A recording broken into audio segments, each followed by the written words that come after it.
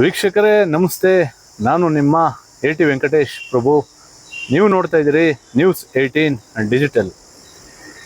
ಬೆಂಗಳೂರು ದಕ್ಷಿಣ ಜಿಲ್ಲೆಯ ಚನ್ನಪಟ್ಟಣದಲ್ಲಿ ಕಳೆದ ಒಂದು ವರ್ಷದಿಂದ ಬಹಳ ಹೆಚ್ಚಾಗಿ ಕಾಡಾನೆಗಳ ದಾಳಿ ನಡೀತಾ ಇದೆ ಅಂತೇಳಿ ಚನ್ನಪಟ್ಟಣ ತಾಲೂಕಿನ ಬಿವಿಹಳ್ಳಿ ಗ್ರಾಮದ ಬಳಿ ಕಬ್ಬಾಳು ಸಾತ್ನೂರು ರಾಜ್ಯ ಹೆದ್ದಾರಿಯನ್ನು ತಡೆದು ರೈತರು ಅಹೋರಾತ್ರಿ ಪ್ರತಿಭಟನೆಯನ್ನು ಪ್ರಾರಂಭ ಮಾಡಿದರು.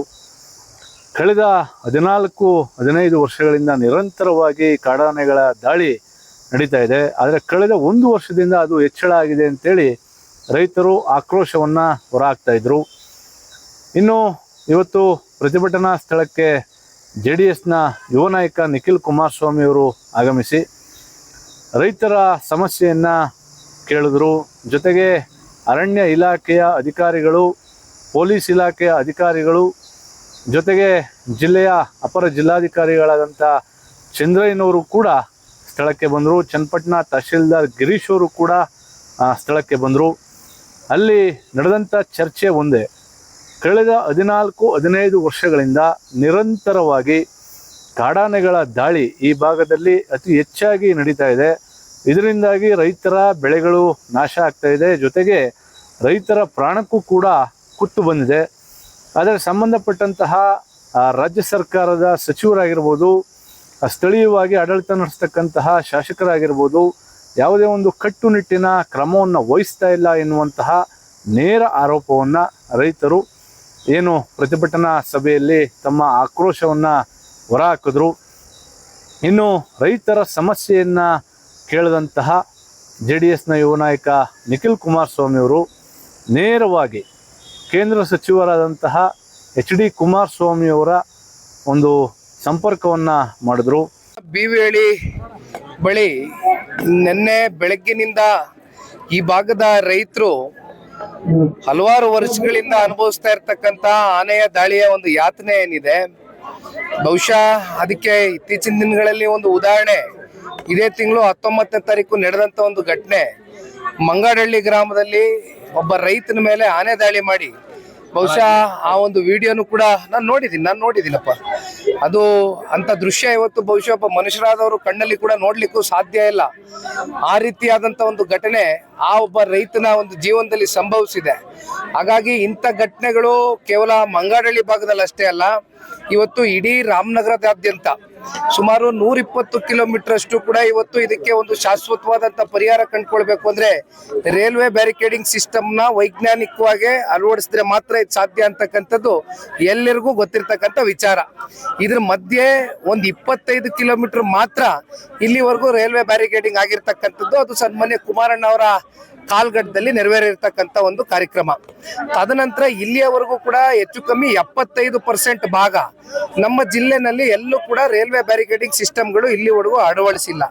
ಇನ್ನೊಂದು ಕಡೆ ನಾನು ವಿಚಾರ ನಿಮಗೆ ತಿಳಿಸ್ತಕ್ಕಂಥದ್ದು, ರಾಜ್ಯ ಸರ್ಕಾರ ಇತ್ತೀಚೆಗಷ್ಟೇ ಒಂದು ತಿಂಗಳುಗಳ ಕಾಲ ಸುದೀರ್ಘವಾಗಿ ಒಂದು ಸೆಷನ್ ಅನ್ನ ನಡೆಸಿದಂತ ಸಂದರ್ಭದಲ್ಲಿ ಅಧಿವೇಶನದಲ್ಲಿ ರಾಜ್ಯ ಸರ್ಕಾರದ ಕಡೆಯಿಂದ ಬಂದಿರತಕ್ಕಂಥ ಅಧಿಕೃತ ಮಾಹಿತಿಯ ಪ್ರಕಾರ, ವರದಿಯ ಪ್ರಕಾರ ಇಡೀ ರಾಜ್ಯಕ್ಕೆ ಅಂದ್ರೆ ಅದು ನೀವು ಚಾಮರಾಜನಗರ ತಗೊಳ್ಳಿ, ಮೈಸೂರು, ಕೊಡಗು, ರಾಮನಗರ, ಚಿಕ್ಕಮಂಗ್ಳೂರು, ಎಲ್ಲ ಹಾಸನ, ಎಲ್ಲ ಬಹಳಷ್ಟು ಜಿಲ್ಲೆಗಳಲ್ಲಿ ಇವತ್ತು ಬ್ಯಾರಿಕೇಡಿಂಗ್ ಆಗಬೇಕಾಗಿದೆ. ಅಂದ್ರೆ 1 ಕಿಲೋಮೀಟರ್ ಬ್ಯಾರಿಕೇಡಿಂಗ್ ಮಾಡಬೇಕು ಅಂತಕ್ಕಂಥದ್ದಾದ್ರೆ 1.5 ಕೋಟಿ ರೂಪಾಯಿಯಷ್ಟು ಹಣಕಾಸು ವೆಚ್ಚ ಆಗ್ತದೆ. ಹೀಗಿದ್ದಾಗ ಬರೀ 269 ಕೋಟಿ ಮಾತ್ರ ಇವತ್ತು ಕೇವಲ ಕಾಗದ ಪತ್ರಗಳಲ್ಲಿ ಘೋಷಣೆ ಮಾಡಿದ ತಕ್ಷಣವೇ ಇವತ್ತು ಇವೆಲ್ಲವೂ ಕೂಡ ಕಾರ್ಯಕ್ರಮ ನೆರವೇರುತ್ತಾ, ಕಾರ್ಯಗತಕ್ಕೆ ಬರ್ತದ? ಇವೆಲ್ಲ ಇದು ಯಕ್ಷ ಪ್ರಶ್ನೆ ಎಲ್ಲರಲ್ಲೂ ಕಾಡ್ತಾ ಇರ್ತಕ್ಕಂಥದ್ದು ಒಂದು ಭಾಗ. ಜೊತೆಯಲ್ಲಿ ಇವತ್ತು ರೈತರು ಇಲ್ಲಿ ಇಷ್ಟು ಜನ ಏನ್ ಸೇರಿದ್ದಾರೆ, ಇವತ್ತು ತಾವೇ ನೋಡಿದ್ದೀರಿ ಕಣ್ಣೆದುರುಗಡೆ. ಇಲ್ಲಿ ರಾಗಿ ಬೆಳೀತಕ್ಕಂಥವ್ರು, ಭತ್ತ ಬೆಳೀತಕ್ಕಂಥವ್ರು, ಎಲ್ಲಿ ನೋಡಿದ್ರು ಕೂಡ ತೆಂಗು, ಈ ರೀತಿ ಅನೇಕ ಬಾಳೆ ಗಿಡನೂ ಕೂಡ ಇಲ್ಲಿ ನಮ್ಮ ಸಿಂಗರಾಜಿಪುರದಲ್ಲಿ ಸುಮಾರು 600 ಬಾಳೆ ಗಿಡ ಆನೆ ಬಂದು ದಾಳಿ ಮಾಡಿ ಸಂಪೂರ್ಣವಾಗಿ ಬೆಳೆ ನಾಶ ಮಾಡಿರ್ತಕ್ಕಂಥ ಉದಾಹರಣೆಗಳು ಪ್ರತಿನಿತ್ಯ ನಡೀತಾ ಇದೆ. ಈ ದಾಟಿಯಲ್ಲಿ ಇವತ್ತು ಯಾವ ರೀತಿಯಾದಂತ ಕ್ರಮಗಳು ಇಲ್ಲಿರ್ತಕ್ಕಂಥ ನಮ್ಮ ರಾಜ್ಯದ ಅರಣ್ಯ ಇಲಾಖೆಯ ಮಂತ್ರಿಗಳು ವಹಿಸಿದ್ದಾರೆ ಅಂತಕ್ಕಂಥ ಯಕ್ಷ ಪ್ರಶ್ನೆ ಇವತ್ತು ಎಲ್ಲರ ಎಲ್ಲರೂ ಕೂಡ ಕೇಳ್ತಾ ಇರ್ತಕ್ಕಂಥದ್ದು. ಇದ್ರ ಮಧ್ಯೆ ಅದೆಂಥದ್ದು ನಮ್ಮ DC ಅವರು ವಿದೇಶದಲ್ಲಿ ಇದೀನಿ ADC ಕಳಿಸ್ಕೊಡ್ತೀನಿ ಅಂತ ಬಂದಿದ್ರು. ಅಂತಿಮವಾಗಿ ಪಾಪ ಅವರು ಅದೇನೋ ನಿನ್ನೆ KDP ಮೀಟಿಂಗ್ ಅಲ್ಲಿ ಸುದೀರ್ಘವಾಗಿ 3 ಗಂಟೆಗಳ ಕಾಲ ಮೀಟಿಂಗ್ ನಡೆಸಿದೀವಿ ಅಂತ ಹೇಳಿದ್ರು. ಆ ಮೀಟಿಂಗ್ ನ ಔಟ್ಕಮ್ ಏನು ಅಂತ ಕೇಳಿದ್ರೆ ಬಹುಶಃ ಔಟ್ಕಮ್ ಏನು ಇರ್ಲಿಕ್ಕಿಲ್ಲ. 3 ಗಂಟೆ ಈ ವಿಚಾರ ಯಾರು ಚರ್ಚೆ ಮಾಡ್ತಕ್ಕಂಥದಕ್ಕೆ ಇವ್ರು ಯಾರು ಸಿದ್ರಿಲ್ಲ. ಸುಮ್ನೆ ಮೂಗಿಗೆ ತುಪ್ಪ ಸೌರಿ ಹೋಗ್ತಕ್ಕಂಥ ಕೆಲಸ ಬೇಡ. ಇವತ್ತು ನಾವೆಲ್ಲ ಇಲ್ಲಿ ಬಂದು ಸೇರಿರ್ತಕ್ಕಂಥವ್ರು ನಮ್ಮ ಕ್ಷೇತ್ರದ ರೈತರಿಗಾಗಿರ್ತಕ್ಕಂಥ ಸಮಸ್ಯೆ ನೋವೇನಿದೆ ಇದು ಇವತ್ತು ಒಂದು ಹೋರಾಟ ಏನು ಇವತ್ತು ರೈತರ ಕೈಗೆತ್ಕೊಂಡಿದ್ರು. ಕುಮಾರಣ್ಣ ಅವರು ಫೋನ್ ಮಾಡಿ ಮಾತನಾಡಿದ್ದಾರೆ. ಅಲ್ಲಿರ್ತಕ್ಕಂಥ ಕೇಂದ್ರದ ಅರಣ್ಯ ಇಲಾಖೆ ಮಂತ್ರಿಗಳು ಭೂಪೇಂದ್ರ ಯಾದವ್ ಅವ್ರ ಜೊತೆ ಕೂತು ಚರ್ಚೆ ಮಾಡಿರ್ತಕ್ಕಂಥದ್ದು ಫೆಬ್ರವರಿ ತಿಂಗಳಲ್ಲೇ ಕೂಡ ಆಗಿದೆ. ಅದಾದ್ಮೇಲೆ ನಮ್ಮ ರೈಲ್ವೆ ಮಂತ್ರಿಗಳಾಗಿರ್ತಕ್ಕಂಥ ಅಶ್ವಿನಿ ವೈಷ್ಣವ್ ಅವ್ರ ಜೊತೆನೂ ಕೂಡ ಚರ್ಚೆ ಮಾಡಿದ್ದಾರೆ. ಇದು ನಮಗೆ ರೈಲ್ವೆ ಹಳಿಗಳೇನಿದೆ ಇವೆಲ್ಲವೂ ಕೂಡ ಒಂದು ಕೊಡ್ತಕ್ಕಂಥದ್ದಕ್ಕೆ ಕೇಂದ್ರ ಸರ್ಕಾರದ ಕಡೆಯಿಂದನೂ ಕೂಡ ಕುಮಾರಣ್ಣ ಅವರು ಒಂದಷ್ಟು ವ್ಯವಸ್ಥೆಗಳನ್ನ ಮಾಡಬೇಕು ಅಂತಕ್ಕಂಥ ಒಂದು ದಿಟ್ಟ ಹೆಜ್ಜೆಯನ್ನು ಇಟ್ಟಿದ್ದಾರೆ. ಈಗ ಇಲ್ಲಿ ಇರ್ತಕ್ಕಂಥ ರೈತರಿಗೆ ಇವತ್ತಿನ ಹೋರಾಟ ಕೈ ಬಿಟ್ಟು ಇನ್ನು 1 ವಾರ ಅಥವಾ 10 ದಿನದಲ್ಲಿ ಯಾವಾಗ ಭೂಪೇಂದ್ರ ಯಾದವ್ ಅವರು ಸ್ವಲ್ಪ ಅವರ ಸಮಯನೂ ಕೂಡ ನಿಗದಿ ಮಾಡಿಕೊಂಡು ಅವ್ರನ್ನೂ ಕೂಡ ರಾಜ್ಯಕ್ಕೆ ಕರೆ ತಂದು ಇಲ್ಲಿರ್ತಕ್ಕಂಥ ಜ್ವಾಲಂತ ಸಮಸ್ಯೆಗೆ ಪರಿಹಾರ ಕಂಡುಕೊಡ್ತೇನೆ ಅಂತಕ್ಕಂಥದ್ದು ಇವತ್ತು ಸನ್ಮಾನ್ಯ ಕುಮಾರಣ್ಣ ಅವರು ಇಲ್ಲಿರ್ತಕ್ಕಂಥ ರೈತರಿಗೆ ಫೋನ್ ಮೂಲಕ ಮಾತನಾಡಿದ್ದಾರೆ. ಅಲ್ಲ, ಇದು ತಾವುಗಳು ಕೂಡ ಮಾಧ್ಯಮದವರು ಗಮನಿಸಿರ್ತಕ್ಕಂಥ ಅಂಶ. ಇಲ್ಲಿ ಚುನಾಯಿತಿ ಪ್ರತಿನಿಧಿಗಳು ಅಂತಕ್ಕಂಥವ್ರು ಯಾರು ಆಯ್ಕೆ ಆಗಿದ್ದಾರೆ ಕಳೆದ ನಿನ್ನೆ ದಿನದಿಂದ ಹೆಚ್ಚು ಕಮ್ಮಿ 24 ಗಂಟೆಗೂ ಕೂಡ ಮೀರೋಗಿದೆ. ಬೇಸಿಗೆಗಾಲ ಇವೆಲ್ಲವೂ ಕೂಡ ಬಿಟ್ಟು ಇವತ್ತು ರೈತರು ಬೀದಿಲಿ ಕೂತಿದ್ದಾರೆ ಅಂತಕ್ಕಂಥದ್ದಾದ್ರೆ ಒಬ್ಬ ಚುನಾಯಿತಿ ಪ್ರತಿನಿಧಿಗೆ ಅವನದಾದಂಥ ಒಂದು ಜವಾಬ್ದಾರಿ ಇರ್ತದೆ. ಬಂದು ಏನಿದೆ ಸಂಕಷ್ಟ, ಏನ್ ಸಮಸ್ಯೆಗಳು, ಅದನ್ನ ಮುಂದೆ ಏನ್ ಮಾಡ್ತೇವೆ ಅಂತಕ್ಕಂಥ ಆತ್ಮವಿಶ್ವಾಸನಾದ್ರೂ ರೂಪಿಸಿ ಹೋಗ್ಬೇಕಾಗಿದೆ. ಆದ್ರೆ ಕರ್ತವ್ಯದಲ್ಲಿ ನಿರಂತರವಾಗಿ ಲೋಪ ಆಗ್ತಾ ಇದೆ. ಜೊತೆಯಲ್ಲಿ ಸರ್ಕಾರದ ವೈಫಲ್ಯತೆಗಳು, ಇಲ್ಲಿರ್ತಕ್ಕಂಥ ಶಾಸಕರು ಕಾಂಗ್ರೆಸ್ನ ಸರ್ಕಾರದಲ್ಲಿ ಒಬ್ರು ಶಾಸಕರ ಕೆಲಸ ಮಾಡ್ತಾ ಇದ್ದಾರೆ. ಆದ್ರೆ ಬಹುಶಃ ಗೊತ್ತಿಲ್ಲ ಅವರ ಒಂದು ಅಸಹಾಯಕತೆ ಎಲ್ಲಿಗೆ ಹೋಗಿ ಮುಟ್ಟಿದೆ ಅಂತಕ್ಕಂಥದ್ದು. ಕಾಂಗ್ರೆಸ್ನಲ್ಲಿ ಅವ್ರು ಶಾಸಕರಾಗಿದ್ರು ಕೂಡ ಅರಣ್ಯ ಇಲಾಖೆಯ ಸಚಿವರನ್ನ ಕರೆ ತಗೊಂಬರ್ಲಿಕ್ಕೆ ಆಗ್ತಾ ಇಲ್ಲ ಅವ್ರ ಕೈನಲ್ಲಿ. ನೋಡ್ಬೇಕು ಮುಂದಕ್ಕೆ ಅದೇನೇನ್ ಮಾಡ್ತಾರೆ ಅಂತ. ಅದೇ ಈಗ ಜನರದು ಪ್ರಾಬ್ಲಮ್ ಇರೋದು ಶಾಶ್ವತ ಪರಿಹಾರ ನಮ್ಗೆ ಬೇಕು. ಇದನ್ನೇ ನೀವು ಯಾವಾಗ್ಲೂ ಕೂಡ ಬರ್ತೀರಾ, ಹೇಳ್ತೀರಾ, ಹೋಗ್ತೀರಾ, ನಿಮ್ಮ ಭರವಸೆ ಎಲ್ಲ ಅಂತ ಹೇಳ್ತಾ ಇದ್ದಾರೆ. ಈಗ ಶಾಶ್ವತ ಪರಿಹಾರ ಅಂದ್ರೆ ಕಂಪ್ಲೀಟ್ಲಿ ಈಗ ನಾವು ಬ್ಯಾರಿಕೇಡ್ ಮಾಡುವುದೇ ಈಗ ಶಾಶ್ವತ ಪರಿಹಾರ. ಅದು ಈಗ ಹಂತವಾಗಿ ನಡೀತಾ ಇದೆ. ಈ ವರ್ಷ ಕೂಡ ಈಗ ಕೆಲಸ ಈಗಾಗಲೇ ಟೆಂಡರ್ ಆಗಿದೆ, ಈಗ ಪ್ರಾರಂಭ ಕೂಡ ಮಾಡ್ತೀವಿ. ಮತ್ತೆ ಈಗ ಇರುವ ಆನೆಯನ್ನು ಏನು ಹಿಡಿಬೇಕು ಅಂತ ಈಗ ಹೇಳ್ತಾ ಇದ್ದಾರೆ. ಇದರದ್ದು ಇಮಿಡಿಯೇಟ್ ಆಗಿ ನಮ್ಮ ಸೀನಿಯರ್ ಆಫೀಸರ್ಸ್ ಹತ್ರ ಈಗ ಡಿಸ್ಕಸ್ ಮಾಡಿ immediately we will start the operation. So that problematic elephants ಅನ್ನು ಇಮಿಡಿಯೇಟ್ಲಿ ವಿ ವಿಲ್ ಕ್ಯಾಪ್ಚರ್, ಬೇರೆ ಕಡೆಗೆ ನಾವು ರೀಲೊಕೇಟ್ ಮಾಡ್ತೀವಿ. ಸೊ ಇದು it is not a permanent solution, ಇದು ಟೆಂಪರರಿ ಮಾತ್ರ. ಮತ್ತೆ ಏನು ಬ್ಯಾರಿಕೇಡ್ ಮಾಡ್ತೀವಿ that will be the permanent solution. ಅದನ್ನು ಖಂಡಿತ ನಾವು ಮಾಡ್ತೀವಿ. ಕ್ಯಾಪ್ಚರ್ ಆಗೋದು ದೇರ್ ಇಸ್ ಈಗ ಅದಕ್ಕೆ ಆರ್ಡರ್ ಆಗಬೇಕು. Then there are like SOP ಇದೆ, ಹಿಂಗೇನೆ ಅದು ಕ್ಯಾಪ್ಚರ್ ಆಪರೇಷನ್ ಮಾಡಬೇಕು ಅಂತ. So everything needs to be followed. Hopefully this week we will start. ಈಗಾಗಲೇ ಇಲ್ಲಿ 12 ಆನೆ ಇದೆ ಅಂತ ಹೇಳ್ತಾ ಇದ್ದಾರೆ. ಈಗ ಐ ಹ್ಯಾವ್ ಟು ಸಿ ಈಗ ಅದು ಎಷ್ಟು ಹರ್ಡ್ ಆಗಿದೆ, ಎಷ್ಟು ಗುಂಪುಗಳಾಗಿದೆ ಆ 12 ಲೈಕ್ ಅದೆಲ್ಲ ಕೂಡ ನೋಡ್ಬೇಕಾಗುತ್ತೆ. We have to study. Then after that we will take a call. ಈಗ ಎಷ್ಟು ಆನೆ ಅನ್ನೋದು exactly like I cannot tell now. ಕೆಲವು 12 ಇದೆ ಅಂತ ತಾವೇ ಹೇಳ್ತೀವಿ. ಅದ್ರ ಕೆಲವೊಂದಿಷ್ಟು ಹಿಡಿತೀರಾ ಇಲ್ಲ 12 ಹಿಡಿತೀರಾ ಅಂತ ಅನ್ಕೊಳ್ಳಿ ಮೇಡಮ್. ಹಿಡಿದು ಬೇರೆ ಕಡೆ ಬಿಡ್ತೀವಿ. ಸೊ ನೆಕ್ಸ್ಟ್ ಬಂದು ಅದನ್ನೇ ಈಗ ನಾನು ಮಾತಾಡಿದ್ದೀನಿ ಅಲ್ವಾ. This is not a permanent solution. ಈಗ ಏನು ಹಿಡಿತೀವಿ ಇದು ಒಂದು ಟೆಂಪರರಿ ಸೊಲ್ಯೂಷನ್.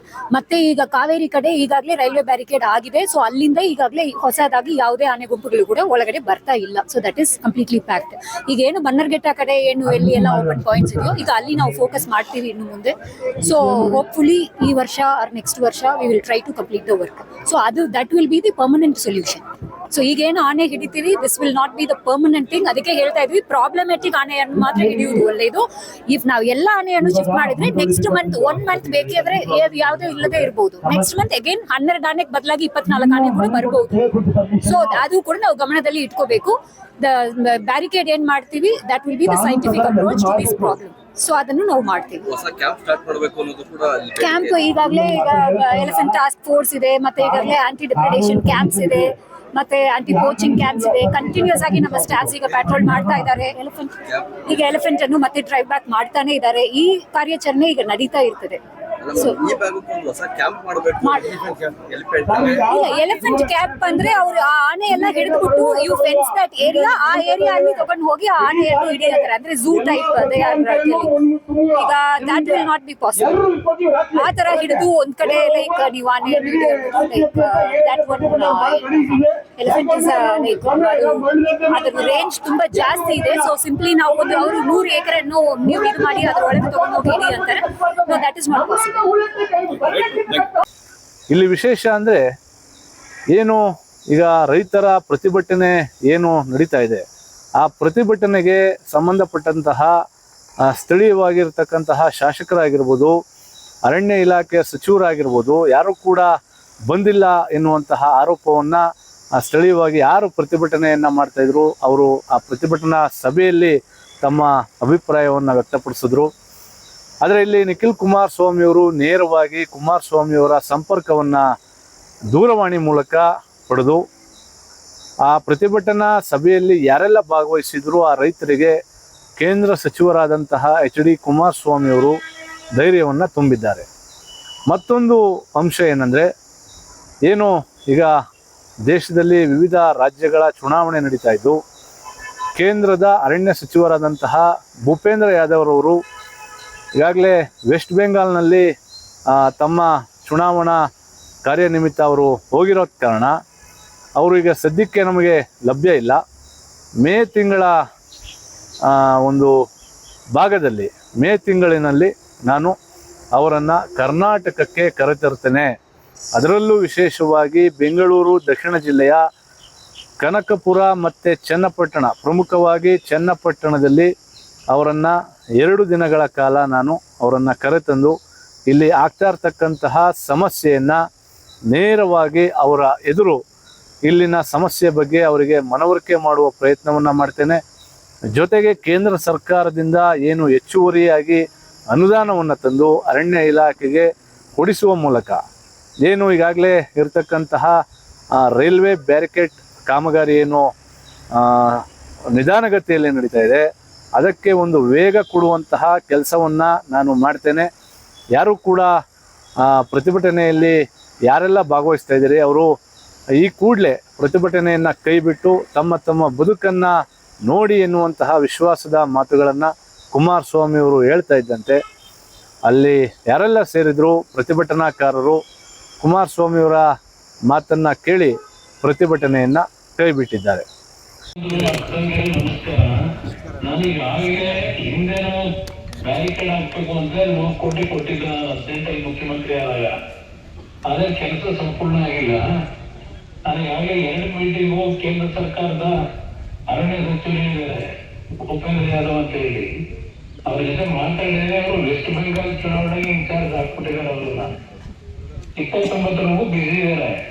ಮೇ ತಿಂಗಳಲ್ಲಿ ನಾಳೆ ಕರ್ನಾಟಕ ಕರ್ಕೊಂಬಂದು ಕನಕಪುರ ನಮ್ಮ ಭಾಗಗಳಿರ್ಬೋದು, ಇಲ್ಲಿ ನಮ್ಮ ಸಕಲೇಶ್ಪುರ ಕಡೆ ಏನಿದೆ 2 ಭಾಗದಲ್ಲಿ ಚನ್ನಪಟ್ಟಣದಲ್ಲಿ ವಿಶೇಷವಾಗಿ ದೊಡ್ಡ ಮಟ್ಟದಲ್ಲಿ ಡ್ಯಾಮೇಜ್ ಆಗ್ತಿದೆ. ಕನಕಪುರಕ್ಕಿಂತ ಚನ್ನಪಟ್ಟಣದಲ್ಲೇ ಇವತ್ತು ಹೆಚ್ಚಿನ ಆನೆಗಳ ಕಾಟ ಜಾಸ್ತಿ ಆಗಿರೋದು. ಅದನ್ನು ಸರಿಪಡಿಸಿದ್ರೆ ಶಾಶ್ವತವಾದ ಒಂದು ಯಾವ ರೀತಿ ಮಾಡಬೇಕು ಅನ್ನೋದ್ರ ಬಗ್ಗೆ ಮಂತ್ರಿಗಳು 2 ದಿನ ಇಲ್ಲೇ ಬಂದು ಕ್ಯಾಂಪ್ ಮಾಡ್ತೀನಿ ಅಂತಿದ್ದಾರೆ. ಕರ್ಕೊಂಡ್ಬಂದು ಅದು ಏನು ಸಮಸ್ಯೆಗಳಿಗೆ ಸರಿಪಡಿಸೋ ಪ್ರಯತ್ನ ಪಡ್ತೀನಿ. ಇವತ್ತು ನಿನ್ನೆಯಿಂದ ತಮ್ಮ ಒಂದು ಆತಂಕದಲ್ಲಿ ಏನು ಹೋರಾಟ ಮಾಡಿದ್ದೀರಿ, ಸರ್ಕಾರದ್ದು ಗಮನಕ್ಕೂ ಬರ್ಬೋದು. ಈಗ ಅಧಿಕಾರಿಗಳು ಬಂದಿದ್ದಾರೆ, ಮಂತ್ರಿಗಳಿಗೂ ಮಾತಾಡಲಿ, ರೆಡಿ ಮಾಡಲಿ. ಯಾಕೆಂದ್ರೆ ಅವ್ರು ಯಾರು ಬಂದು ನಮ್ಮ ಚರ್ಚೆ ಮಾಡಲ್ಲ, ನಮಗೆ ಚರ್ಚೆ ಮಾಡೋದಾದ್ರೂ ಏನಾದ್ರೂ ಮಾಡ್ಬೋದು. ಕೇಂದ್ರ ಸರ್ಕಾರ ಏನ್ ಮಾಡ್ಲಿಕ್ಕೆ ಅವಕಾಶ ಇದೆ, ಆದ್ರೆ ಅವ್ರು ಯಾರಾದ್ರ ಬಗ್ಗೆ ತಲೆ ಕೆಡಿಸ್ಕೊಳ್ಳಲ್ಲ, ಸುಮ್ಮನೆ ಏನಾದ್ರು ಹೇಳಿಕೆ ಕೊಡೋದು ನೋಡ್ತೀವಿ. ನಾನು ಪರ್ಮನೆಂಟ್ ಆಗಿ ಶಾಶ್ವತ ಪರಿಹಾರಕ್ಕಾಗಿ ಪ್ರಯತ್ನ ಪಡ್ತೀನಿ. ಸ್ವಲ್ಪ ಎಲ್ಲರೂ ಸಮಾಧಾನವಾಗಿದೆ, ನಮ್ಮ ಮೇಲೆ ವಿಶ್ವಾಸ ಇದೆ. ದಯವಿಟ್ಟು ಇದೆಲ್ಲ ರಸ್ತೆ ಇವತ್ತು ಇಂಥ ಬಿಸಿಲಲ್ಲಿ ಹೊರಗಡೆ ಕೂತ್ಕೊಂಡು ಧರಣಿ ಮಾಡೋದು ಅವೆಲ್ಲ ನಾವು ಬದುಕಿಟ್ಟು ಮಾಡೋದು ನಮ್ಮ ರೈತರ ಬೀದಿಗೆ ಇಳಿಸೋದು ನಾನು ಒಪ್ಪಲ್ಲ. ಸ್ವಲ್ಪ ಸಮಯ ಕೊಡಿ, ಎಲ್ಲ ರೀತಿ ಸರಿಪಡಿಸಿ ಪ್ರಯತ್ನ ಪಡ್ತೀನಿ. ಎಲ್ಲರಿಗೂ ಒಳ್ಳೆಯದಾಗುತ್ತೆ.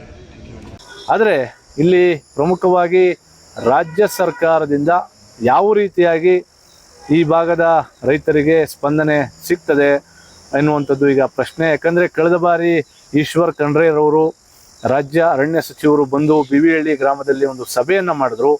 ಆದರೆ ಆ ಸಭೆ ನಿಜಕ್ಕೂ ಕೂಡ ರೈತರಿಗೆ ಯಾವುದೇ ಒಂದು ಅನುಕೂಲ ಆಗಲಿಲ್ಲ. ಮುಖ್ಯಮಂತ್ರಿಗಳ ಸಭೆ ಇರುವ ಕಾರಣ ತುರ್ತಾಗಿ ಹೋಗಬೇಕಾಗಿದೆ ಎನ್ನುವಂತಹ ನೆಪವನ್ನು ಹೇಳಿ ಅರ್ಧ ಗಂಟೆಗೂ ಕೂಡ ಹೆಚ್ಚಿನ ಸಮಯವನ್ನು ಅವರು ಸಭೆಯಲ್ಲಿ ಕಳೀಲಿಲ್ಲ. ಹಾಗಾಗಿ ಏನು ಕೇಂದ್ರದ ಅರಣ್ಯ ಸಚಿವರು ಈಗ ಯಾರು ಬರ್ತಾರೆ ಎನ್ನುವಂತಹ ಮಾತನ್ನು ಸ್ವತಃ ಕೇಂದ್ರದ ಕ್ಯಾಬಿನೆಟ್ ಸಚಿವರಾಗಿರ್ತಕ್ಕಂತಹ HD ಕುಮಾರಸ್ವಾಮಿ ಅವರು ರೈತರಿಗೆ ಭರವಸೆಯನ್ನು ಕೊಟ್ಟಿದ್ದಾರೆ. ಆಗಲಾದರೂ ಕೂಡ ಅವರ ಜೊತೆಗೂಡಿ ಏನೆಲ್ಲ ಸಮಸ್ಯೆಗಳು ಇಲ್ಲಿ ಎದುರಾಗಿದೆ, ಕೇಂದ್ರದಿಂದ ಯಾವ ರೀತಿಯಾಗಿ ಸಹಕಾರವನ್ನು ಪಡಿಬೇಕು ಎನ್ನುವಂತಹ ಚಿಂತನೆಯನ್ನು ಇಟ್ಕೊಂಡು ರೈತರ ಹಿತದೃಷ್ಟಿಯಿಂದ ರಾಜಕೀಯವನ್ನು ಹೊರತುಪಡಿಸಿ ಇಲ್ಲಿ ಅಭಿವೃದ್ಧಿಯನ್ನು ಮಾಡಬೇಕಾಗಿದೆ ಎನ್ನುವಂತಹ ಕೂಗು ಇವತ್ತು ಕೇಳಿಬಂದಿದೆ. ನಿರ್ಭೀತ, ನಿಷ್ಪಕ್ಷಪಾತ, ವಿಶ್ವಾಸಾರ್ಹ ಸುದ್ದಿಗಳಿಗೆ ಮತ್ತೊಂದು ಹೆಸರಾಗಿರುವ ನ್ಯೂಸ್ 18 ಕನ್ನಡ ಈಗ ಆಪ್ನಲ್ಲೂ ಲಭ್ಯವಿದೆ. ದಯವಿಟ್ಟು ಇಲ್ಲಿರುವ QR ಕೋಡ್ ಸ್ಕ್ಯಾನ್ ಮಾಡಿಕೊಂಡು ಆಪ್ ಡೌನ್ಲೋಡ್ ಮಾಡೋದನ್ನ ಮರಿಬೇಡಿ. ನಿಮ್ಮ ಬೆಂಬಲ ಹೀಗೆ ಸದಾ ನಮ್ಮೊಂದಿಗಿರಲಿ. ಧನ್ಯವಾದ.